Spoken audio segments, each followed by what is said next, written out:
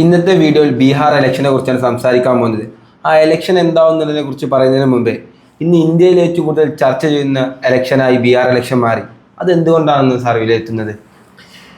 ഒന്ന്, ഷിബിലി, ബീഹാർ ഇലക്ഷൻ എന്ന് പറയുന്നത് നരേന്ദ്രമോദിയുടെ നിലനിൽപ്പിന് അല്ലെങ്കിൽ അദ്ദേഹം പ്രധാനമന്ത്രിയായി തുടരണമോ വേണ്ടയോ എന്ന് പോലും ഒരുപക്ഷെ തീരുമാനിച്ചേക്കാം എന്ന ആളുകൾ വിചാരിക്കുന്ന ഒരു ഇലക്ഷനാണ്. അതിൻ്റെ പ്രധാനപ്പെട്ട കാര്യം എന്താണെന്ന് വെച്ചാൽ, ഇപ്പോൾ ഓൾറെഡി NDA സഖ്യമാണല്ലോ അവിടെ ഭരിച്ചുകൊണ്ടിരിക്കുന്നത്. പിന്നെ നമുക്കറിയാം, ഏതാണ്ട് കഴിഞ്ഞ കുറച്ച് ദിവസങ്ങളായിട്ട് വോട്ട് ചോരി എന്ന് പറയുന്ന ഒരു വിവാദം വലിയ തോതിൽ പ്രശ്നമുണ്ടാക്കിയിട്ടുണ്ട് എന്ന് നമുക്കറിയാം. അത്തരത്തിലുള്ള പ്രതിപക്ഷത്തിൻ്റെ പിന്തുണ ഏറുകയാണ്. രാഹുൽ ഗാന്ധിയുടെയൊക്കെ ഇമേജ് തന്നെയൊക്കെ മറിഞ്ഞിരിക്കുന്നു എന്നുള്ളത് നമുക്കറിയാം. അതേപോലെ മറ്റൊരു പ്രധാനപ്പെട്ട കാര്യം കൂടിയുള്ളത്, RSSനകത്തും BJPക്കകത്തുമൊക്കെ തന്നെ ഈ 75 വയസ്സ് കഴിഞ്ഞവർ റിട്ടയർ ചെയ്യണം എന്ന് പറയുന്ന പടയൊരുക്കം നടത്തുന്നതിനെ കുറിച്ച് നമുക്കറിയാം. അപ്പോൾ അതിൽ മോഹൻ ഭാഗവത് തന്നെ 75 വയസ്സ് കഴിഞ്ഞാൽ മാറാനുള്ള സമയമായി എന്ന് പറഞ്ഞതറിയാം. അപ്പോൾ ഇത്തരത്തിലുള്ള നിരവധി പ്രശ്നങ്ങൾ കൊണ്ട് എന്ന് പറഞ്ഞാൽ BJPക്കകത്തും RSSനകത്തുമുള്ള പ്രശ്നങ്ങൾ, കൂടാതെ പൊതുജന സമ്മതി കുറയുന്നു എന്ന പ്രശ്നങ്ങൾ, പിന്നെ ഈ ഗവൺമെൻറ്റിനെ പിടിച്ചു നിർത്തുന്നതിന് നമുക്കറിയാമല്ലോ ഏറ്റവും പ്രധാനപ്പെട്ട 2 കാര്യങ്ങൾ കൂടിയുണ്ട്. അത് ഒന്ന് എന്ന് പറയുന്നത് ബീഹാറിൻ്റെ മുഖ്യമന്ത്രിയായിട്ടുള്ള നിതീഷ് കുമാറിൻ്റെ JDU എന്ന് പറയുന്ന പാർട്ടി നൽകുന്ന പിന്തുണയിലാണ്. പിന്നെ ഒന്ന് മറ്റേ നായിഡുവിൻ്റെ പാർട്ടി നൽകുന്ന പിന്തുണയുമാണ് ആന്ധ്രയിൽ നിന്ന്. അപ്പോൾ ഇത്തരത്തിലുള്ള പിന്തുണകൾ കൂടി തുടരണോ അതോ ഇത്തരത്തിൽ ജനപിന്തുണ നഷ്ടപ്പെട്ടോ എന്നൊക്കെയുള്ള വലിയ ചോദ്യം വേണമെങ്കിൽ ഈ പിന്തുണ നൽകുന്ന രാഷ്ട്രീയ പാർട്ടികളെയും മാറ്റി ചിന്തിപ്പിച്ചേക്കാം. ഇതാണ് ഏറ്റവും പ്രധാനപ്പെട്ട ഒന്നാമത്തെ കാര്യം. രണ്ടാമത്തെ കാര്യം എന്ന് പറയുന്നത്, ഇത് തീർച്ചയായിട്ടും ഒരു അടുത്ത 5 സംസ്ഥാനങ്ങളിൽ നടക്കാൻ പോകുന്ന തെരഞ്ഞെടുപ്പുണ്ട്. ഉദാഹരണത്തിന് വെസ്റ്റ് ബംഗാൾ, അതുപോലെ തന്നെ തമിഴ്നാട്, ആസാം, പുതുച്ചേരി, കേരള, ഇത്തരം സ്ഥലങ്ങളിലൊക്കെ തന്നെ 2026 തെരഞ്ഞെടുപ്പുകൾ നടക്കാൻ പോകണം. അപ്പോൾ ആ തെരഞ്ഞെടുപ്പുകൾ നടക്കാൻ പോകുന്നതിനെയും ഈ റിസൾട്ട് വലിയ തോതിൽ സ്വാധീനിച്ചേക്കാം. മറ്റത് നേരത്തെ ഞാൻ പറഞ്ഞ പോലെ വോട്ട് ചോരി ആരോപണങ്ങൾക്ക് തന്നെ വലിയ തോതിലുള്ള ഒരു ഹൈപ്പ് കിട്ടിയേക്കാം ഇത്തരത്തിൽ BJP അല്ലെങ്കിൽ NDA സഖ്യം തന്നെ ബീഹാറിൽ പരാജയപ്പെട്ടാൽ. 2027 വരാനിരിക്കുന്ന തെരഞ്ഞെടുപ്പുണ്ട് ഷിബിലി. അത് വളരെ വളരെ ക്രൂഷ്യലാണ്. കാരണം അത് ഉത്തർപ്രദേശിലെ തെരഞ്ഞെടുപ്പാണ്. ഉത്തർപ്രദേശ് എന്ന് പറഞ്ഞിട്ടുണ്ടെങ്കിൽ നമുക്കറിയാം ഇന്ത്യയിലെ ലോക്സഭയിലേക്ക് ഏറ്റവും കൂടുതൽ അംഗങ്ങൾ അയക്കുന്നൊരു സ്റ്റേറ്റാണ്. 80 സീറ്റുകളാണ് ഇപ്പോൾ അവിടെ ഉള്ളത്. ഏതാണ്ട് ഇപ്പോൾ പുതിയ തോതിലുള്ള വോട്ട് വർധന ജനസംഖ്യാനുപാതികമായി ലോക്സഭയിലേക്കുള്ള സീറ്റുകൾ വർദ്ധിച്ചേക്കാം. അങ്ങനെ സീറ്റുകൾ വർദ്ധിക്കുമ്പോൾ ഏറ്റവും കൂടുതൽ വർദ്ധിക്കാൻ സാധ്യതയുള്ള ഒരു സ്റ്റേറ്റ് കൂടിയാണ്. അതായത് 80 എന്നുള്ളത് വേണമെങ്കിൽ ഒരു 120 മാറിയേക്കാം. അപ്പോൾ അത്തരത്തിൽ വലിയ സാധ്യതകളുള്ള ഒരു തെരഞ്ഞെടുപ്പ് കൂടിയാണ് ഉത്തർപ്രദേശിലേത്. അതും വരാനിരിക്കുന്നുണ്ട്. അതും ഇതിനെ വളരെ നിർണായകമായിട്ട് ഇതിനെ ബാധിക്കും. മൂന്നാമത്തെ ഏറ്റവും പ്രധാനപ്പെട്ട കാര്യം എന്ന് പറയുന്നത്, ഇന്ത്യയിൽ തന്നെ ഏറ്റവും കൂടുതൽ ലോക്സഭ MPമാരെ സംഭാവന ചെയ്യുന്നതിലെ ദ 4th ലാർജസ്റ്റ് സ്റ്റേറ്റാണ് ബീഹാർ എന്ന് പറയുന്നത്. ആദ്യം ഉത്തർപ്രദേശാണ്, രണ്ടാമത്തേത് മഹാരാഷ്ട്രയാണ്, മൂന്നാമത്തെ വെസ്റ്റ് ബംഗാളാണ്, നാലാമത്തേതാണ് ബീഹാർ എന്ന് പറയുന്നത്. അതുകൊണ്ട് ബീഹാറിലെ തെരഞ്ഞെടുപ്പ് ഫലം വളരെയധികം ഉറ്റുനോക്കുകയാണ്. ഇനി മറ്റൊരു കാര്യം കൂടിയുള്ളത്, സ്പെഷ്യൽ ഇൻറ്റൻസീവ് റിവിഷൻ എന്ന് പറയുന്ന ഒരു റിവിഷൻ നടത്തിക്കൊണ്ട് 65 ലക്ഷം പേര് ഒഴിവാക്കിയിരുന്നു. ഞാൻ അതിനെക്കുറിച്ച് വളരെ വിശദമായി വീഡിയോ ചെയ്താണ്. ഏതാണ്ട് 1,67,00,000 പേര് ഒഴിവാക്കുമെന്ന് നമ്മൾ കണ്ടെത്തിയിരുന്നു. അതുകൂടാതെ അതുമായി ബന്ധപ്പെട്ട് തന്നെ വലിയ തോതിൽ സുപ്രീം കോടതിയിൽ നിന്ന് തിരിച്ചടിയേറ്റുണ്ട്. എന്ന് പറഞ്ഞാൽ ആധാർ കാർഡ് അങ്ങനെ വോട്ട് ചേർക്കുന്നതിൻ്റെ ഒരു രേഖയെ അംഗീകരിക്കണമെന്ന് പറഞ്ഞിട്ടുണ്ട്. ഒഴിവാക്കിയ 2003 ബേസിൽ ഒഴിവാക്കിയിട്ടുള്ള 65 ലക്ഷത്തോളം പേരെ ലിസ്റ്റ് പുതിയതായി പ്രസിദ്ധീകരിക്കണമെന്ന് പറഞ്ഞിട്ടുണ്ട്. അങ്ങനെ വലിയ രീതിയിൽ പ്രതിപക്ഷവുമായി ഒരു ഫൈറ്റ് നടക്കുന്ന സ്ഥലം കൂടിയാണ് ബീഹാർ എന്ന് പറയുന്നത്. അത്തരത്തിൽ ഇൻറ്റൻസീവ് റിവിഷൻ ഇനിയിപ്പോൾ അടുത്തത് ആസാമിലേക്ക് വരാനിരിക്കുന്നു, വെസ്റ്റ് ബംഗാളിലേക്ക് വരാനിരിക്കുന്നു, തെരഞ്ഞെടുപ്പ് അടക്കമുള്ള എല്ലാ സംസ്ഥാനങ്ങളിലേക്ക് വരാനിരിക്കുന്നു, കേരളത്തിലേക്ക് വരാനിരിക്കുന്നു, ഉത്തർപ്രദേശിലൊക്കെ വരാനിരിക്കുന്നു. അപ്പോൾ അത്തരം കാര്യങ്ങളൊക്കെ മുന്നോട്ട് കൊണ്ടുപോകാനുള്ള ഊർജ്ജമാകും വലിയ തോതിലുള്ള ഒരു വിജയം NDAക്ക് ഉണ്ടാകുമെങ്കിൽ. പക്ഷെ അല്ലെങ്കിൽ തീർച്ചയായിട്ടും പ്രതിപക്ഷത്തെ മുന്നണിയിലെയും ഐക്യമൊക്കെ ഊട്ടിയുറപ്പിക്കുന്ന ഒരു തെരഞ്ഞെടുപ്പ് കൂടിയായിരിക്കും അവിടെ വിജയം കോൺഗ്രസിനും അതുപോലെ തന്നെ RJD മുന്നണിക്കുമാണെങ്കിൽ. സാർ, ഈ ഇലക്ഷനുമായി ഇപ്പം ബന്ധപ്പെട്ട് ഒരുപാട് വിവാദങ്ങൾ നടക്കുന്നുണ്ട്. ഈ സാഹചര്യത്തിൽ ആർക്കാണ് ഇപ്പോൾ അവിടെ ഒരു മുൻതൂക്കം കാണുന്നത്? ഞാൻ ചില ഇൻട്രസ്റ്റിംഗ് ആയിട്ടുള്ളൊരു കണക്കുകൾ ഷിബിലിയോട് പറയാം. എന്ന് പറഞ്ഞിട്ടുണ്ടെങ്കിൽ ഇത് ഏറ്റവും ആദ്യത്തെ നമ്മൾ കണക്കിലെടുക്കുന്നത് സീ വോട്ടർ സർവേയുടെ കണക്കുകളാണ്. സീ വോട്ടറിലെ യശ്വന്ത് ദേശ്മുഖ്, അദ്ദേഹം വളരെ പ്രഗത്ഭനായിട്ടുള്ള ഒരു സഫോളജിസ്റ്റാണ്. അപ്പോൾ അദ്ദേഹം വന്നിട്ട് കഴിഞ്ഞ ദിവസങ്ങളിൽ അവർ ഫെബ്രുവരിയിലും അതുപോലെ തന്നെ ഓഗസ്റ്റിലും നടത്തിയിട്ടുള്ള ചില പോപ്പുലാരിറ്റി കണക്കുകൾ വിട്ടിട്ടുണ്ട്. അതായത് ഏത് നേതാവിനാണ് അവിടെ ഏറ്റവും കൂടുതൽ പോപ്പുലർ മുഖ്യമന്ത്രിയാകാൻ സാധ്യതയുള്ള എന്നുള്ള കണക്കുകൾ വിട്ടിട്ടുണ്ട്. അതിലേറ്റവും രസകരമായിട്ടുള്ള കാര്യം എന്ന് പറയുന്നത് കഴിഞ്ഞ ഫെബ്രുവരിയിൽ ഈ പറയുന്ന തേജസ്വി യാദവിൻ്റെ, അതായത് RJDയുടെ ചീഫായിട്ടുള്ള തേജസ്വി യാദവ് അവിടെ നിതീഷ് കുമാറിനെതിരെയുള്ള വലിയ ഒരു ലീഡറായി, ഓപ്പോസിറ്റ് ഒരു പകരക്കാരനായിട്ടുള്ള ലീഡറായി ഉയർന്നു വന്നിട്ടുണ്ട്. ഈ തേജസ്വി യാദവിന് കഴിഞ്ഞ ഫെബ്രുവരിയിൽ ഇവരുടെ ഒരു സർവേ പ്രകാരമുള്ള ഒരു ജനസമ്മതി എന്ന് പറയുന്നത് 40.6 ആണ്. എന്ന് പറഞ്ഞിട്ടുണ്ടെങ്കിൽ അത് വളരെ ഹൈ ആണ് ബീഹാറിനെ സംബന്ധിച്ചോളം. പക്ഷേ അത് ഏതാണ്ട് 31.3 ആയി കുറഞ്ഞിട്ടുണ്ട്. ഇപ്പോൾ ഓഗസ്റ്റിലേക്ക് വരുമ്പോൾ 31.3 ആയി കുറഞ്ഞിട്ടുണ്ട്. പക്ഷേ ഇപ്പോൾ ഒരു വോട്ടധികാര യാത്രയൊക്കെ നടത്തുമ്പോൾ അത് വീണ്ടും കൂടാനാണ് സാധ്യത.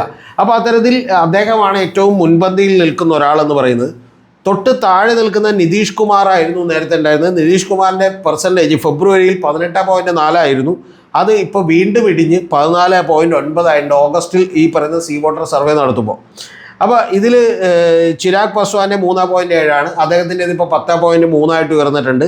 അതുപോലെ സാമ്രാജ് ചൗധരി BJPയുടെ നേതാവാണ്. അദ്ദേഹത്തിൻ്റേത് 8.2 ആയിട്ട് ഇപ്പോൾ 9.5 ആയിട്ട് ഉയർന്നിട്ടുണ്ട്. പക്ഷേ ഇതിൽ വളരെ അതിശയകരമായിട്ടുള്ളൊരു കാര്യം എന്ന് പറയുന്നത്, നിങ്ങൾക്കെല്ലാം അറിയാവുന്ന ഒരാളാണ് പ്രശാന്ത് കിഷോർ എന്ന് പറയുന്ന ഇന്ത്യയിലെ വളരെ പ്രഗത്ഭനായിട്ടുള്ള ഒരു പൊളിറ്റിക്കൽ സ്ട്രാറ്റജിസ്റ്റാണ്.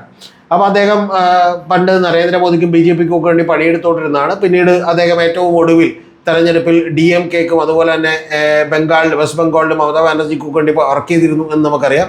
IPAC എന്ന് പറയുന്ന ഓർഗനൈസേഷൻ്റെ ഭാഗമല്ല ഒഫീഷ്യലെങ്കിലും അദ്ദേഹമാണ് അതിനെ ഹെഡ് ചെയ്തുകൊണ്ടിരുന്നത്.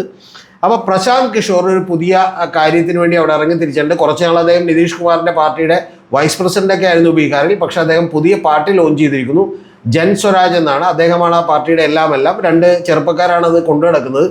ആ ജൻ സ്വരാജ് പാർട്ടിയുടെ നേതാവ് എന്നുള്ളവർക്ക് പ്രശാന്ത് കിഷോറിന് കഴിഞ്ഞ ഫെബ്രുവരിയിൽ ഈ സർവേ നടത്തുമ്പോൾ 14.9% ആളുകളുടെ പിന്തുണ ഉണ്ടായിരുന്നു. ഇപ്പം അത് ഏതാണ്ട് 21.7% ആളുകളുടെ പിന്തുണയെ മാറിയിരിക്കുന്നു. എന്ന് പറഞ്ഞാൽ പ്രശാന്ത് കിഷോർ അതെല്ലാം തന്നെ കൺവേർട്ട് ചെയ്ത് വോട്ടാകുമോ എന്നുള്ളതൊന്നും നമുക്കറിയില്ല. പക്ഷേ പ്രശാന്ത് കിഷോറിൽ കുറച്ചുകൂടി ആളുകൾക്ക് വിശ്വാസം ഉണ്ടായിരിക്കുന്നു, 21%. എന്ന് പറഞ്ഞാൽ ഇപ്പോൾ തേജസ്വി യാദവ് കഴിഞ്ഞാൽ അവിടെ ഏറ്റവും കൂടുതൽ ജനപിന്തുണയാണ്. പക്ഷേ തേജസ്വി യാദവ് ഫാർ അഹെഡാണ്. എന്ന് പറഞ്ഞാൽ 21%, 31% തമ്മിൽ വലിയ വ്യത്യാസമുണ്ടല്ലോ. അങ്ങനെ വലിയ വ്യത്യാസമുണ്ട്. അപ്പോൾ ഇത് തന്നെ ഒരു ഇൻഡിക്കേഷനാണ്. ഇനി ഇത് കഴിഞ്ഞാൽ നമ്മൾ തൊട്ടടുത്തത് എടുത്തു വെച്ചിട്ടുണ്ടെങ്കിൽ, ഞാനിപ്പോൾ ഓരോന്നിലേക്ക് പോകുന്നില്ല ഷിബിലി. ഇപ്പോൾ വോട്ട് വൈബ് എന്ന് പറയുന്ന അമിതാഭ് തിവാരിയുടെ സർവേ ഉണ്ട്. ആ സർവേ നിങ്ങൾക്കൊക്കെ ഓർമ്മയുണ്ടാവും. അദ്ദേഹമാണ് ഇവിടെ മുഖ്യമന്ത്രിയാകാനായിട്ട് ശശി തരൂരിന് വലിയ സാധ്യതകളുണ്ട് എന്ന് പറഞ്ഞത്. ആ സർവേ പക്ഷേ നമ്മൾ കാര്യമായിട്ട് എടുക്കേണ്ടതില്ല. കാരണം അതൊരു 10,000 പേരെ ടെലഫോണിക്കലി വിളിച്ചെടുത്തിട്ടുള്ളൊരു സർവേ ആണ്. അപ്പോൾ ഇത് പക്ഷേ അങ്ങനെയല്ല. ഇത് കുറച്ചുകൂടി ഡീറ്റെയിൽഡ് ആയിട്ട് അദ്ദേഹം ചെയ്തിട്ടുള്ള സർവേ ആണ്. ആ സർവേ ചെയ്യാൻ അറിയാവുന്ന ആൾ തന്നെയാണ്. അപ്പോൾ അദ്ദേഹം ചെയ്തിട്ടുള്ള സർവേകളിൽ ഒരു ആൻറ്റി ഇൻകുംബൻസി എത്രത്തോളം ഉണ്ട് എന്ന് പറയുന്ന ഒരു ചോദ്യം ആദ്യം ചോദിക്കുന്നുണ്ട്. ആ ആൻറ്റി ഇൻകുംബൻസിയുടെ തോത് അവിടെ എന്ന് പറയുന്നത് 48.5 ആണ്. എന്ന് പറഞ്ഞിട്ടുണ്ടെങ്കിൽ വലിയ ഉയർന്ന തോതിലുള്ള ആൻറ്റി ഇൻകുംബൻസിയാണ്. ഇത് കൂടാതെ കാൺസെ എന്ന് പറയുന്നത്, ഇത് പറയാൻ പറ്റില്ല എത്രയുണ്ട് എന്ന് പറയുന്ന 10.7% ആളുകളുണ്ട് കൂടിയുണ്ട്. അതുപോലെ തന്നെ ഒരു പ്രോ ഇൻകുംബൻ്റ് ആണ് എന്ന് വിചാരിക്കുന്നത്, അതായത് ഈ പറയുന്ന ഭരണം തുടർന്നോട്ടെ എന്ന് വിചാരിക്കുന്നത് 18.3% ആളുകളുണ്ട്. ഇങ്ങനെ ഞാൻ പറയുന്നത് ഒരു ആൻറ്റി ഇൻകുംബൻസിയുടെ ലെവൽ അവിടെ ഏതാണ്ട് 1%, 2%എങ്കിലും വലിയ തോതിൽ കൂടുതലാണെന്നും അതിൽ തന്നെ ഒരു സ്ലൈറ്റ് മാർജിനെങ്കിലും ഏറ്റവും കുറഞ്ഞ പക്ഷം RJDക്കും ഇന്ത്യൻ നാഷണൽ കോൺഗ്രസിനും അവരുടെ സഖ്യത്തിലാണ്. ആ സഖ്യത്തിനൊക്കെ കിട്ടാനുള്ള സാധ്യത ഉണ്ടെന്നാണ്. ഇതാണ് ആദ്യത്തെ ചോദ്യം. ഇനി ഒരു ഇൻകുംബൻ്റ് ആയിട്ടുള്ള ഇപ്പം നിലനിൽക്കുന്ന MLA വീണ്ടും മത്സരിച്ചാൽ നിങ്ങൾ ആർക്ക് വോട്ട് ചെയ്യുമെന്ന് പറയുന്ന ഒരു ചോദ്യം ചോദിച്ചിട്ടുണ്ട്.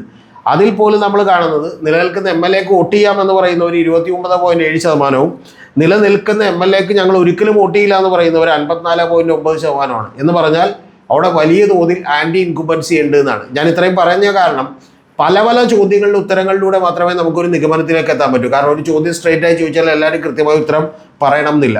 കാൺസെ, അതായത് പറയാൻ കഴിയില്ല എന്ന് പറഞ്ഞേക്കുന്നവർ തന്നെ 15.5%. അപ്പോൾ അത്തരത്തിൽ വലിയ തോതിലുള്ള ഒരു ആൻറ്റി ഇൻകുംബൻസി ഉണ്ട്. പക്ഷെ അവിടെയും ഒരു പ്രധാനപ്പെട്ട പ്രശ്നമുള്ളത് ഈ ആൻറ്റി ഇൻകുംബൻസിക്ക് എതിരായിട്ടുള്ള വോട്ടുകൾ അത് പലപ്പോഴും ഇപ്പോൾ ഒരു മഹാഗഡ്ബന്ധൻ എന്ന് പറയുന്ന തേജസ്വി യാദവിൻ്റെയും അതുപോലെ ഇന്ത്യൻ നാഷണൽ കോൺഗ്രസിനും RJDക്കൊക്കെ കിട്ടുന്ന വോട്ടുകളിൽ നിന്ന് എത്രത്തോളം വോട്ടുകൾ ഈ പറയുന്ന ജൻ സ്വരാജ് പിടിച്ചുകൊണ്ട് പോകും. കാരണം ജൻ സ്വരാജ് അവിടെ ഒരു സ്പോയിലർ ആകുമോ അതോ കിങ് മേക്കർ ആകുമോ എന്നുള്ള സംശയവുമൊക്കെ അവിടെ ഉണ്ട്.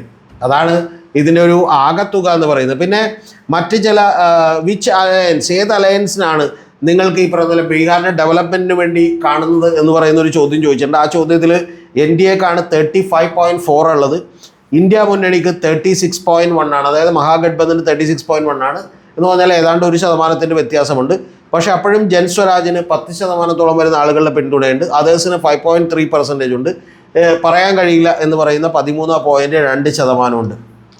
അപ്പോൾ ഇത്തരത്തിൽ ഈ പിന്നെ BJPയുടെ നേതാവിനെ അവർ തന്നെ അനൗൺസ് ചെയ്യണോ അതോ നിതീഷ് കുമാറിനെ തുടരണോ എന്ന് പറഞ്ഞിട്ടുണ്ട്. അതിൽ നിതീഷ് കുമാറിനെ തുടരണം എന്ന് പറയുന്ന 24.2% ഉണ്ട്. BJP പുതിയതായിട്ട് ആളുകളെ ഒരു മുഖ്യമന്ത്രി സ്ഥാനാർത്ഥിയെ പ്രഖ്യാപിക്കണം എന്ന് പറയുന്ന ആളുകൾ 23.1% ഉണ്ട്. പിന്നെ BJPക്ക് വേറൊരു ഓപ്ഷൻ ഇല്ല, അതായത് BJPക്ക് അത്തരത്തിൽ മുന്നോട്ട് വെക്കാൻ ഒരാളില്ല എന്ന് പറയുന്ന 33.7% വരുന്ന ആളുകളുണ്ട്. ഇതിലൊന്നും പെടാത്ത, ഇതൊന്നും പറയാൻ കഴിയില്ല എന്ന് പറയുന്ന 18.9% ഉണ്ട്. അപ്പം ഞാൻ പറഞ്ഞു വന്നത്, ഇത്തരത്തിൽ ഒരു 18 അല്ലെങ്കിൽ 10% കൂടുതൽ ഇതുപോലെ പറയാൻ പറ്റില്ല എന്ന് പറയുന്ന ആളുകൾ ഇതിൻ്റെ ഒരു മൂഡ് അവസാനത്തേക്ക് എത്തുമ്പോൾ, ഇപ്പോൾ സെപ്റ്റംബറിലോ ഒക്ടോബറിലോ ഒക്ടോബറിൽ തെരഞ്ഞെടുപ്പ് നടന്നാൽ ആ സമയത്തേക്ക് ഇവർ എങ്ങോട്ട് തിരിയും എന്ന് പറയുന്ന വലിയൊരു പ്രധാനപ്പെട്ട കാര്യമുണ്ട്. അപ്പോൾ അതുകൊണ്ട് ഇതിൽ പ്രശാന്ത് കിഷോർ BJPയെയും NDAയും ഒക്കെ രക്ഷപ്പെടുത്തുമോ അതോ പ്രശാന്ത് കിഷോറും കിട്ടുന്ന വോട്ടുകളെ മറികടന്ന് പോലും തേജസ്വി യാദവ് ജയിക്കുമോ എന്നുള്ളതാണ്. ഇതൊക്കെ പറയുമ്പോൾ നമ്മളൊരു കാര്യം കൂടി, പ്രധാനപ്പെട്ട കാര്യം ഓർക്കണോട്ടാ. കഴിഞ്ഞ നിയമസഭാ തെരഞ്ഞെടുപ്പുകളിലൊക്കെ തന്നെ BJPക്ക് അവിടെ കിട്ടിയിരുന്നത്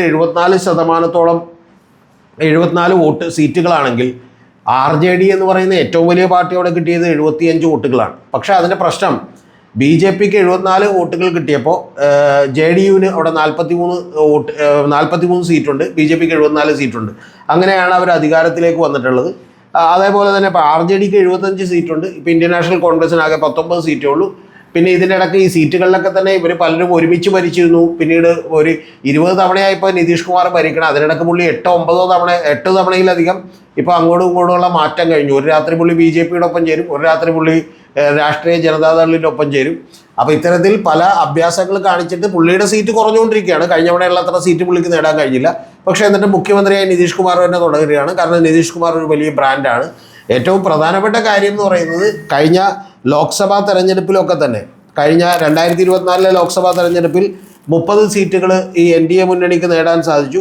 9 സീറ്റുകളാണ് ഈ പറയുന്ന ഇന്ത്യ മുന്നണിക്ക് നേടാൻ സാധിച്ചിട്ടുള്ളത്. പക്ഷേ എങ്കിൽ പോലും അവരുടെ എല്ലാം പെർസെൻറ്റേജ് എന്ന് പറയുന്നത്, ഇപ്പോൾ BJPക്ക് 20% കിട്ടുമ്പോൾ കണ്ടസ്റ്റ് ചെയ്ത മണ്ഡലങ്ങളിൽ 20% കിട്ടുമ്പോൾ RJDക്ക് കിട്ടുന്നത് 22% എന്ന് പറഞ്ഞാൽ ആകെ കുഴഞ്ഞു മറിഞ്ഞിട്ടുള്ള ഒരു ഇക്വേഷനാണ് അവിടെ ഉള്ളത് എന്നുള്ളത് ചുരുക്കം. അപ്പോൾ ഇത്തരത്തിൽ ഇപ്പോൾ മുസ്ലിംസും അതുപോലെ തന്നെ മറ്റു ബാക്ക്വേർഡ് കമ്മ്യൂണിറ്റികളൊക്കെ RJDനെ സപ്പോർട്ട് ചെയ്യുമ്പോൾ കുറുമി പോലെയുള്ള മറ്റു പല വിഭാഗങ്ങളൊക്കെ തന്നെ ഈ പറയുന്ന നിതീഷ് കുമാറിനെ സപ്പോർട്ട് ചെയ്യുന്നവരാണ്. അപ്പോൾ ഇത്തരത്തിൽ ആകെ കുഴഞ്ഞു മറിഞ്ഞ് കിടക്കുന്ന ഒരു സിറ്റുവേഷനാണ്. പക്ഷേ എങ്കിൽ പോലും നമുക്ക് പറയാൻ കഴിയാവുന്നത്, ഇപ്പോഴുള്ള സിറ്റുവേഷൻസ് വെച്ച് നോക്കിയാൽ ഒരു സ്ലൈറ്റ് എഡ്ജ് തീർച്ചയായിട്ടും ഇന്ത്യ മഹാഗഡ്ബന്ധൻ എന്ന് വിളിക്കാവുന്ന, അല്ലെങ്കിൽ ഇന്ത്യ മുന്നണി എന്ന് വിളിക്കാവുന്ന തേജസ്വി യാദവിൻ്റെ RJDക്കും അതുപോലെ തന്നെ കോൺഗ്രസിനും ഒക്കെ ഉണ്ട് എന്നുള്ളതാണ്. പിന്നെ വോട്ടധികാര യാത്രയുടെ റെസ്പോൺസും ഒക്കെ നോക്കുമ്പോൾ വലിയ തോതിലുള്ള ഒരു ഗുണം അവർക്കുണ്ട്.